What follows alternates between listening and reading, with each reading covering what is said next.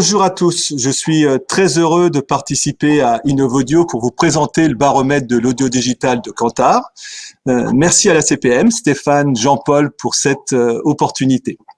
Ce baromètre que nous avons mis en place il y a maintenant 7 ans est réalisé avec nos partenaires Deezer, Spotify, TargetSpot, Énergie, Next Media et Lagardère. Merci à eux pour leur participation. Nous avons observé durant ces années que l'audio digital est un levier qui est de plus en plus intégré dans les stratégies de communication des agences et annonceurs, avec une progression importante. C'est un moyen de toucher des cibles précises dans un environnement contextuel captif avec une grande efficacité. On observe également que la créativité publicitaire, un sujet qui me tient à cœur, est au rendez-vous avec de nombreuses opérations spéciales innovantes. Je pense à Danone, Ipro ou Sansonite, qui d'ailleurs ont gagné des prix. Le baromètre que je vais vous présenter est basé sur des déclaratifs par secteur, annonceur, en volume d'impression servi. À fin septembre 2020, l'audio digital a représenté 1,3 milliard d'impressions servies, soit une progression de 5% comparée à l'an dernier.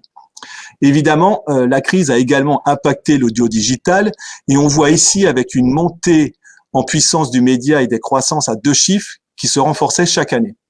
2020 est donc marqué par un ralentissement de la publicité sur le média, mais cela reste une belle performance puisque l'audio digital, dans le contexte de crise qu'on connaît tous, est resté très positif au regard d'autres médias. Si on regarde la saisonnalité, on voit bien les évolutions mensuelles ainsi que les tendances trimestrielles. La forte croissance de l'audio digital s'est poursuivie dès le début de l'année, avec des volumes d'impression nettement supérieurs à ceux de l'an dernier, mais dès le mois de mars, les premières mesures sanitaires et le confinement ont eu un effet négatif sur l'activité du média. On constate un vrai rebond au 3e trimestre, donc une reprise assez forte à ce moment-là, et on a donc un véritable effet de rattrapage au 3e trimestre. Toutefois, le seul indicateur négatif, malgré tout, c'est l'évolution du portefeuille annonceur. L'audio digital a capté 330 annonceurs en 2020 contre 407 l'an dernier à la même période, soit près d'annonceurs sur 5 qui manquent à l'appel cette année, moins 19%. Parmi eux, on peut citer Sport 2000, Walt Disney Studios ou encore Sony Mobile, mais aussi un grand nombre de petits annonceurs. Globalement, il y a un grand turnover des annonceurs sur le média, mais cette année, si particulière, marque davantage le repli des petits annonceurs. Ce qui se traduit par une plus forte présence des gros annonceurs et des leaders.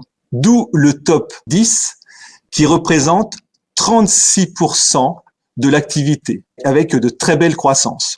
EDF, par exemple, avec 17,3 fois plus d'impressions. HP, dont le volume est 11 fois plus élevé. Aldi s'est bien démarqué cette année avec des communications massives sur l'ensemble des médias, au point de grimper dans le top 10 des annonceurs français 2020. L'enseigne a donc naturellement intégré l'audio digital dans son mix média avec 7 fois 5 plus d'impressions. Dans ce palmarès, seuls 2 annonceurs sont en retrait, Citroën et Intersport. Par ailleurs, le top 10 annonceurs nous révèle que le marché semble davantage concentré cette année, puisque les 10 premiers annonceurs réalisent 36% des impressions cette année, contre 29 en 2019 sur la même période. D'un point de vue sectoriel, le palmarès est un peu chamboulé cette année, avec des secteurs bien plus présents sur l'audio digital, mais aussi des secteurs plus sinistrés, dont les activités ont dû être stoppées. Sans surprise, le secteur tourisme-restauration, dont le volume publicitaire est réduit de 63%. Culture-loisirs est aussi un marché qui a été privé d'activité, qui a réduit ses communications. Il perd 2 points de part de voix. À l'inverse, les secteurs ayant renforcé leur présence sur l'audio digital sont la distribution, les télécoms, qui ont investi beaucoup plus cette année, et également l'informatique. Et je pense que l'effet télétravail a joué énormément pour que les personnes s'équipent, donc une grande force de communication sur le sujet. Dans les formats, pour finir, un mot sur les formats utilisés et le poids entre les spots audio que vous pouvez voir en gris et les spots audio display en violet.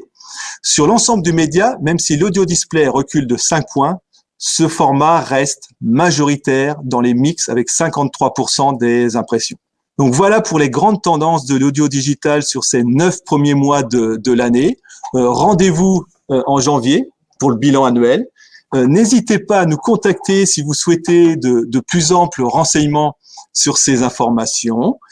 Et puis, merci beaucoup pour votre attention. Bon InnovAudio, et je vous souhaite de vous revoir en présentiel le plus rapidement possible pour une année 2021 qui, j'en suis certain, sera dynamique. Merci à vous.